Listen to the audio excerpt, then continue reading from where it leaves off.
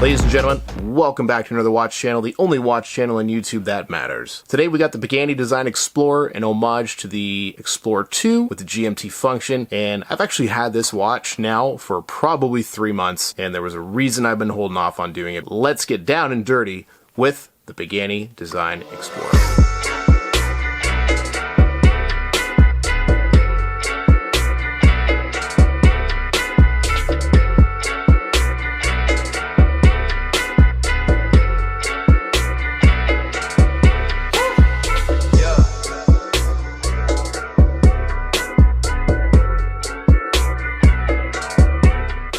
Let's get some measurements. I got my measuring stick here, and let's get ourselves a diameter reference. We got 42.4. I'm just going to double check on the other side here just to see the variation in my measurement, since this is a very precise instrument. Yeah, we're getting just a little over 42. Okay, so that's clear. Now we can go over and get measurement between the lugs. We are going to get, should be 20. Yeah, there we go. That's what they advertise. That's what you're getting. So any 20 millimeter band will fit this watch. So you're going to notice in this particular instance, I actually have my other band on this, the one that I prefer on this. So I'll get into that later. Lug to lug, again, it's a little bit bigger. So it's wearing at just a shade over 49 mils. Again, so this is a bigger watch. 42 millimeter diameter face, 49 lug to lug. This is a bigger watch. Now let's test us some crystal. I've got my nifty little diamond selector 2 Primo. So I'm just showing you here just to get the measurement. When you turn this on, it has like a volume. I don't really know how this works, but I know you just turn it down so the light is just off on the left side.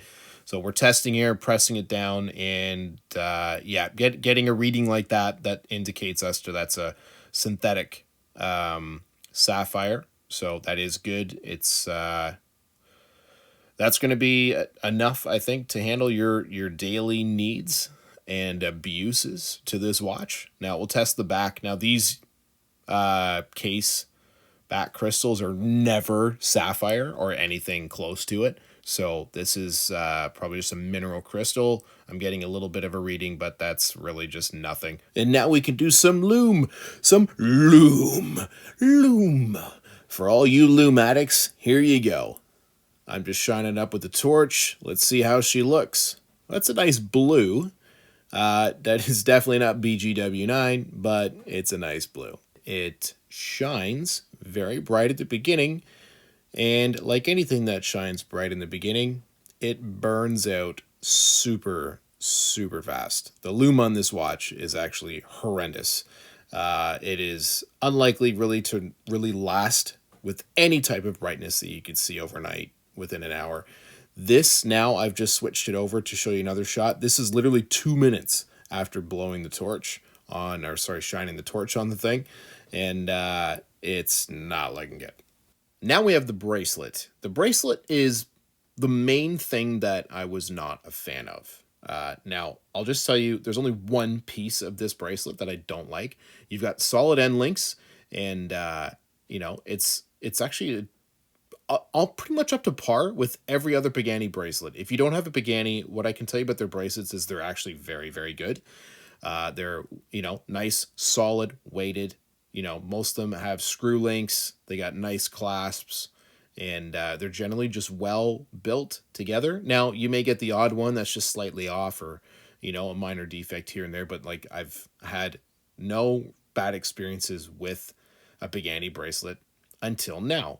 And it's only about one aspect. So you can call me out in the comments and say that maybe I'm bougie, right? But the reality is, the reason why I want to share the watches that I find on AliExpress with you is because I'm trying to show you that you can get amazing value for very little. Because I have experienced having very expensive watches, you know, all the way up to Rolex, and I've gone all the way back to here because it's just, I don't find it there to be much of a point to have some fancy brand watch when you can get something that looks just as good, feels just as good. You know, it's obviously not one of those brands, but this clasp, this little diver's extension, is just cheap pressed metal, and it really puts me off. But the thing is, it's just a bracelet, so it's really not that big a deal. But I would highly recommend, if this kind of thing bothers you, cool, just get another bracelet. And if not, and you're cool with this, then it's fine. It's really not the end of the world. It's just, it's got this sound that it makes it sound cheap, and I don't like it. And that's it. So I'm just not gonna do it. But this one, I actually pulled it off one of my Pagani design PD.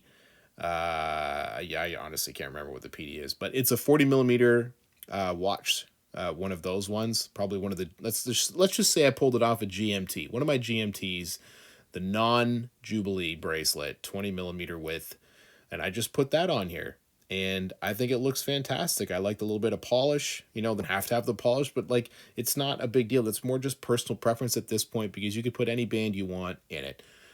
End of story. That's enough about the bracelet.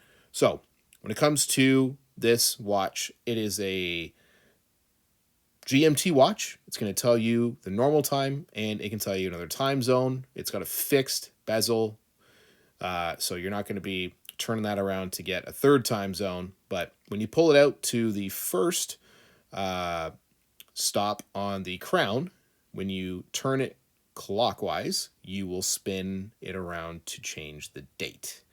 Okay, as you can see here, clockwise, first position. As you pull it out, that will change the date. Now, if you spin it in the other direction, counterclockwise, that moves the GMT hand. Okay, so when it comes to setting the watch, the first thing you want to do is actually pull it all the way out to set the time and get it all the way around to midnight, where you're going to see the date wheel flip over. So here it's saying 31, so I want it to flip over to number 1 right at midnight. It's probably not going to quite do it, or I know I'm at midnight, so now I'm going to flick it in, and I want to make sure that I've got the GMT hand also at midnight. I know that I have it at midnight, but I'm just going to spin it all the way around once just for the purpose of this video. So now you can see sometimes it actually jumps a little bit forward as I push in and out, so I'm just kind of showing you that I usually go about 1 tick in, but this time it didn't really move, so I'm just going to realign it back to exactly midnight. Now that I know I'm at midnight, I pull it back out, and now I'm going to actually set the time. Okay, so whatever time you're in, you know, I'm going to set this one to, I think 9 o'clock, just for fun. And now you can see, and because I'm a little bit OCD, I know that I'm 12 seconds, you know, not exact, so I'm going to put it just a hair ahead of the 12 o'clock tick. And there you have it. That is how to set a GMT watch.